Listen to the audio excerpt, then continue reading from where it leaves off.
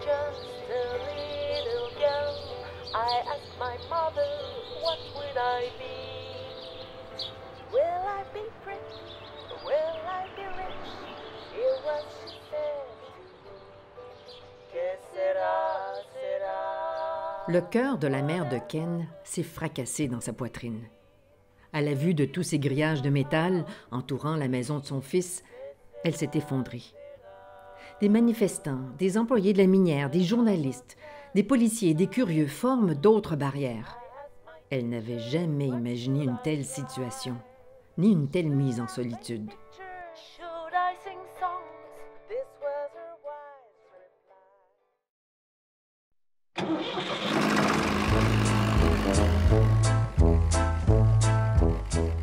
Ce qui permet aux policiers d'exproprier Ken Massey de sa propre maison est une loi qui date de 1880, la loi sur les mines.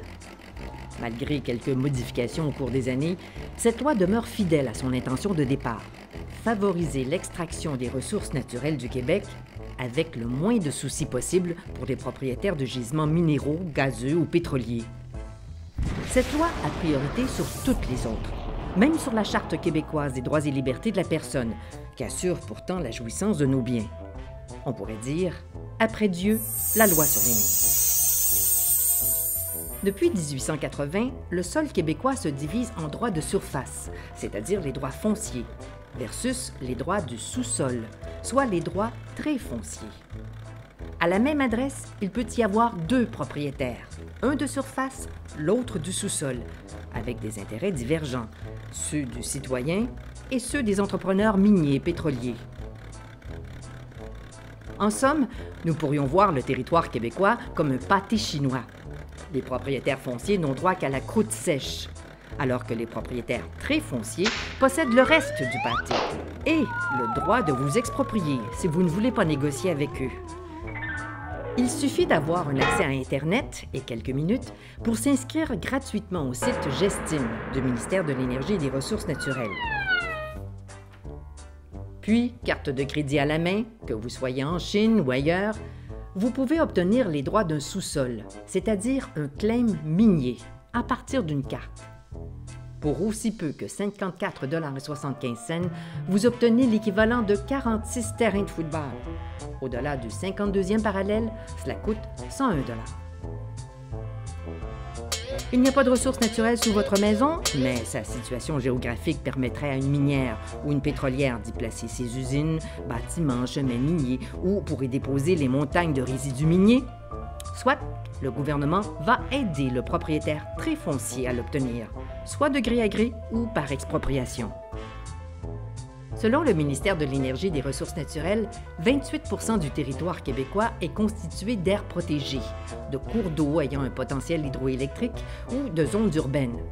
Le reste, 72 % du Québec, ce qui est en blanc, peut être claimé et éventuellement exploité. Par contre, pour les hydrocarbures, les villes aussi peuvent être claimées. Selon le Code civil québécois, la propriété du sol l'emporte sur le dessus et le dessous. Mais malgré cette apparente égalité des droits, la loi sur les mines l'emporte et tranche en faveur de l'industrie. Plus encore, vous avez même l'obligation de rendre votre terrain accessible pour les activités de prospection, avant même que les entrepreneurs miniers n'achètent le moindre titre de propriété minière. Ils auront entre 30 et 60 jours pour vous aviser de leur achat.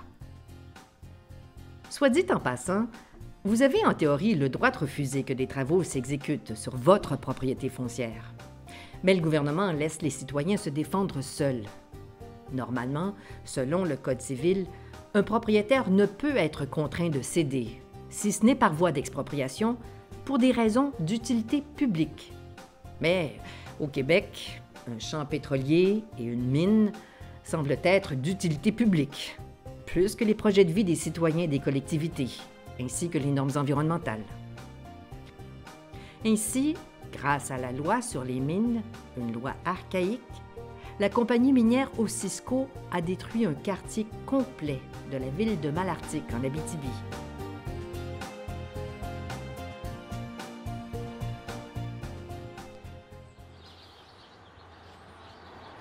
Au final, Ken Massey a refusé de vendre sa demeure. C'est la police qui a dû le sortir de chez lui, contre son gré.